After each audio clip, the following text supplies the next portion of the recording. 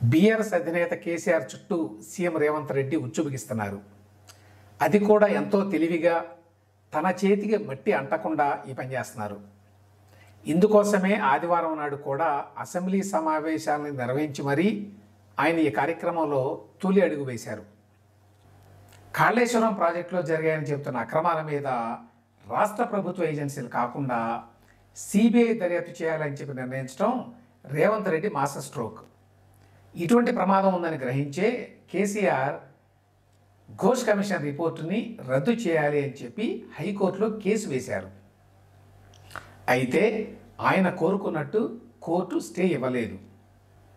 దీంతో రేవంత్కి మార్గం సుగమం అయింది.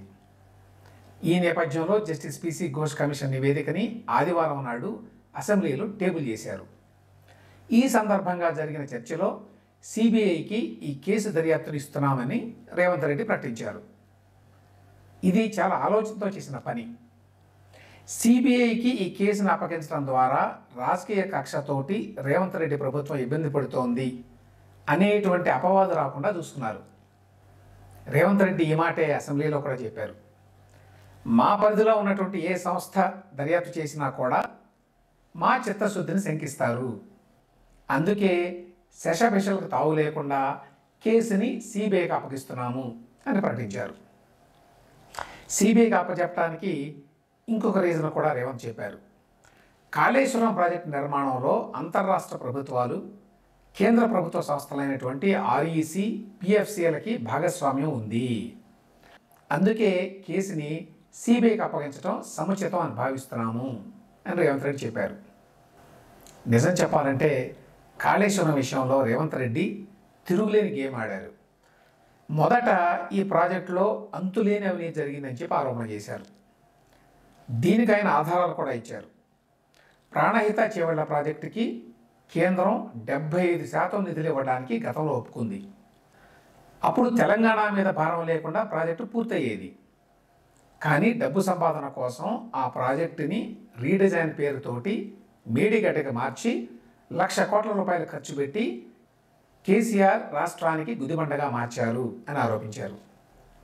రెండవది, ఉమ్మడి రాష్ట్రంలో 2009లో ప్రాణహిత చేవళ్ల ప్రాజెక్టు ప్రారంభించి 6,157 కోట్ల రూపాయలు ఖర్చు చేశారు.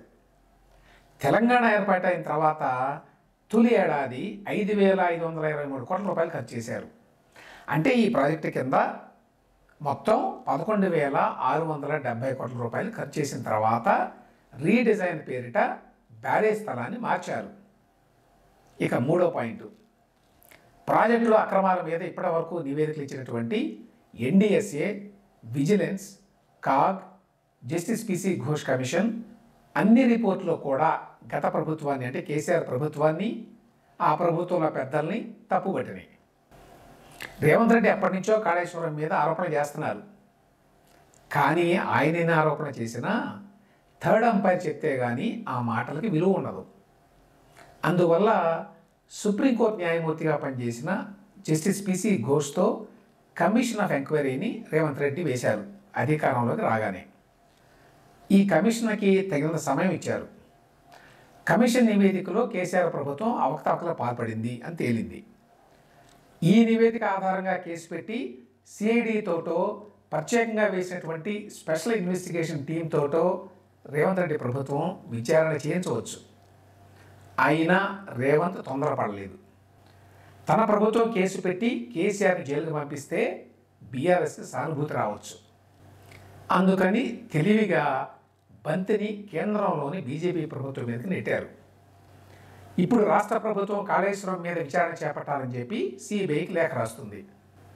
అక్రమాలు జరిగాయని ఇన్ని నివేదికలు వచ్చిన తర్వాత కేసును తీసుకోవడానికి సిబిఐ వాళ్ళు నిరాకరించలేరు. ఆ తర్వాత సిబిఐ ఏం చేసినా రేవంత్ ప్రభుత్వానికి అనుకూలమే. సిబిఐ ఈ కేసును గట్టిగా పర్సూ చేయకపోతే బీజేపీతో కేసీఆర్ కుమ్మక్కయ్యాడు అని, అందుకే జగన్మోహన్ రెడ్డి తరహాలో ఈ కేసు కూడా ముందుకు సాగడం లేదని ఆరోపించవచ్చు. లేదా కేంద్రం సైగ చేస్తే సిబిఐ వారు దూకుడుగా వెళ్ళి కేసీఆర్ మీద చర్యలు తీసుకుంటే రేవంత్ రెడ్డికి కాగల కార్యం గంధనులే తీర్చినట్టుగా అవుతుంది. ఆ రకంగా ముఖ్యమంత్రి రేవంత్ రెడ్డి వేసిన ఉచ్చులో బీఆర్ఎస్ చిక్కుకొని విలవిలలాడుతోంది.